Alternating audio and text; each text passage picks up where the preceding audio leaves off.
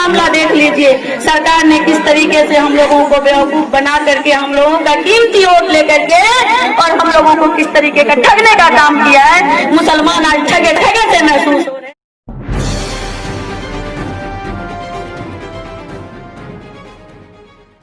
तो सेकुलर के नाम पर वोट मांगेंगे ना, कोई तो कहेंगे कि मेरी मजदूरी दे दो, मेरी मजदूरी दे दो, वो मजदूरी मांगने के लिए आएंगे। मैंने ये विकास किया, मैंने वो विकास किया, मैंने ये किया, कुछ तो इन मुद्दों पर आएंगे वोट मांगने के लिए। मेरे भाइयों मेरी बहनों, आप मौजूदा हालात देख रहे हैं कि 2020 में जो हालात हम लोगों के साथ गुजरी है और जो गुजर रहा है, आज लाखों नौजवान बेरोजगार हो गए।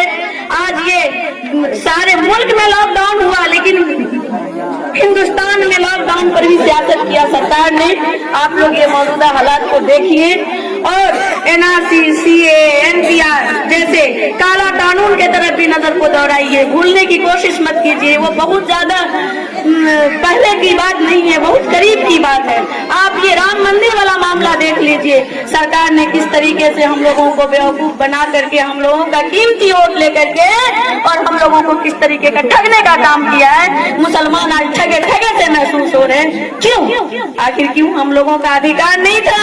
क्यों हम लोग वोट नहीं डालते हैं? लेकिन हमारे वोटों का वो लोग मिसयूज किया है, इसलिए जवाब देने का वक्त आया है। ऐसे लोगों को जवाब देने की जरूरत है दोस्तों। ये लोग अगर गली कूचे में भी आते हैं आपसे वोट मांगने के लिए, इनको जवाब दीजिए, करारा जवाब। और खासकर मैं अपनी माँ बहनों को तो कहूंगी कि आप लोग बिल्कुल ही एकदम मुस्तैद होकर के एक सिपाही बन करके हर गली, हर नुक्कड़, हर घर का पहरा कीजिए। ऐसे लोगों को झाड़ू से मार के भगाने की जरूरत है, अगर ऐसे लोग वोट मांगने के लिए आप लोगों के बीच आते हैं। मेरी बहनों, आपने देखा होगा ये नरेंद्र मोदी की सरकार जब बोलते थे बहनों भाइयों हमारी माँ बहनों का अधिकार नहीं दे पाई इस कांग्रेस सरकार। बहनों भाइयों हमारी बहनों का अधिकार नहीं दे पाई। मैं आया हूँ अधिकार दिलाने के लिए। क्या यही अधिकार दिलाने के लिए आया?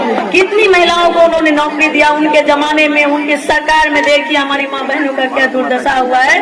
आए दिन हमारी बहनों का, हमारी बच्चियों का बलात्कार हो रहा है। आए दिन मर्डर हो रहा है, आए दिन लूट हो रहा है, आए दिन डकैती हो रहा है। और ये नीतीश की सरकार हाथ पे हाथ रख करके तमाशा देखने का काम कर रहा है। आप इसी अररिया में देखिए, हाल फिलहाल में कितनी मर्डरें हो गई, कितने लूट डकैती हुए। ये नीतीश की सरकार के कान में रुई डाले हुए अभी सुन नहीं रहे हैं वो कोई बात। आप देखिए, जब काला कानून पारित हो रहा था, नीतीश की सरकार वहाँ पे मुंह में एकदम दही जमाए बैठे हुए थे, उनके मुंह से बोली भी नहीं निकल रही थी। आज वो आएंगे मजदूरी के नाम पर वोट मांगने के लिए, मेरा मजदूरी दे दो। अरे भाई, आपने काम क्या किया जो आपको मजदूरी दिया जाए? आपने क्या काम किया मैं जानना चाहती हूँ। आपने पुल पुलिया सड़कें जो बनाया, ये जनता का अधिकार है। ये डिजिटल इंडिया है, डिजिटल इंडिया के माध्यम से एक भी रोड, एक भी पुल पुलिया बाकी नहीं रहेगा। चाहे सरकार कोई भी बनेगा, सारे लोग बनाएंगे। आपने कौन सा जनता पर एहसान कर दिया? कौन सा नौजवानों को रोजगार दिया? आज हमारे बहुत सारे नौजवान, लाखों नौजवान रोड पर चले आए, जिनको रोजगार नहीं है, दर बदर भटक रहे हैं, दर बदर रोजी के लिए भटक रहे हैं, उनको काम नहीं मिल रहा है। मेरे माँ बहनों, मेरे भाइयों, इन बातों का आप लोग इस बार जरूर ख्याल रखें। और हमारे अररिया से हदील अजीज, आप लोगों का बेटा, अररिया का बेटा राशिद अनवर साहब इस बार ऑल इंडिया मजलिस इत्तेहाद मुस्लिमीन के प्रत्याशी के रूप में, कैंडिडेट के रूप में आप लोगों के बीच आएंगे। आप लोगों की दुआओं लेने के लिए वो आए हैं। आप लोग अपनी दुआओं से इन्हें नवाजे। ये आपका मजबूत नेता बनेंगे, ये आपके मजबूत नेता है भी, आपके घर का बेटा है। और आप लोग इन्हें अपना दुआ दें, इनको अपना साथ दें और इन्हें अपना रहनुमा बनाएं। ये बेटा को आप लोग हाथ मजबूत करेंगे, ये आपकी आवाज विधानसभा में मजबूत करने का काम करेंगे, ये आपकी आवाज विधानसभा में बुलंद करने का काम करेंगे। इसलिए मेरी भाई, मेरी बहनों, आप लोग भी बिल्कुल ही खबरदार हो जाएं, बेदार हो जाएं। आपकी भी बच्चियां हैं, अगर आप लोगों ने चुप किया तो ये सरकार फिर से हम लोगों को बर्बाद करने का काम करेंगे, बिहार को बर्बाद कर देंगे।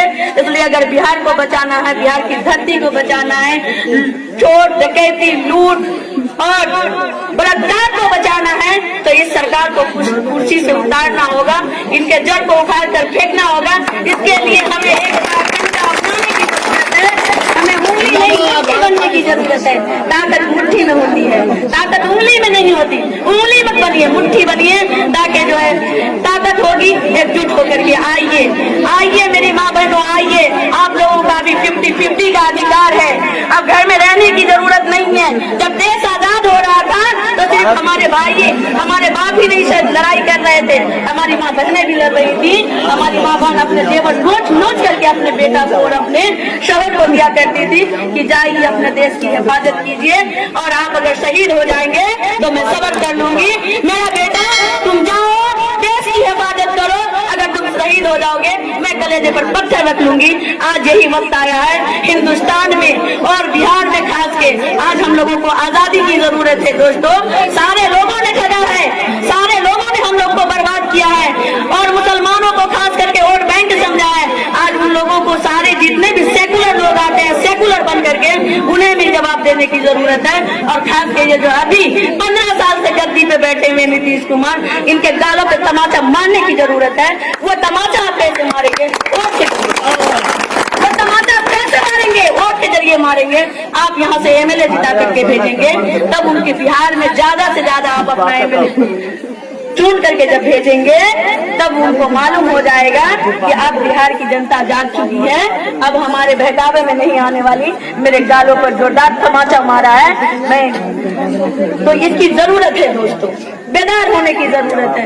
अब डरने की जरूरत नहीं है, डरना सिर्फ अल्लाह से चाहिए और अल्लाह ताला के सिवाय दुनिया में किसी से भी नहीं डरना चाहिए, अल्लाह किसी के सामने सर झुकाना चाहिए। मेरी माँ बहनों, आओ मेरी बहना, आओ मिलकर कदम बढ़ाएं हम, आओ मेरी बहना, आओ मिलकर कदम बढ़ाएं हम, बिहार के इन जालिमों की सरकार को हटाएं हम। आप लोग जब साथ देंगी, आप लोग जब आगे बढ़ेंगी तो ये जालिम की सरकार पीछे हटेगी। इसलिए आप लोग का साथ बहुत जरूरी है, खास करके मेरी माँ बहनों का साथ जरूरी है, क्योंकि अगर एक महिला मजबूत होती है तो एक गांव, एक मोहल्ला मजबूत होता है, एक कुंबा मजबूत होता है। एक महिला पड़ी हुई होती है तो उनका पूरा कुंबा बड़ा हुआ होता है, इसलिए महिला को मजबूत होना बहुत जरूरी है। अब आप लोग भी झंडा उठाएं, मजलिस-ए-इत्तेहादुल मुस्लिमीन का, MIM का झंडा उठा करके और लोगों को कहें कि अब हम लोग बेदार हो चुके हैं। अब असदुद्दीन ओवैसी साहब के हाथ को हम लोग मजबूत करने के लिए निकल गए हैं। अब अख्तरुल ईमान साहब के हाथ को मजबूत करने के लिए निकले हैं। इन दलालों की जो है, दलालों की दलाली बंद कर देंगे।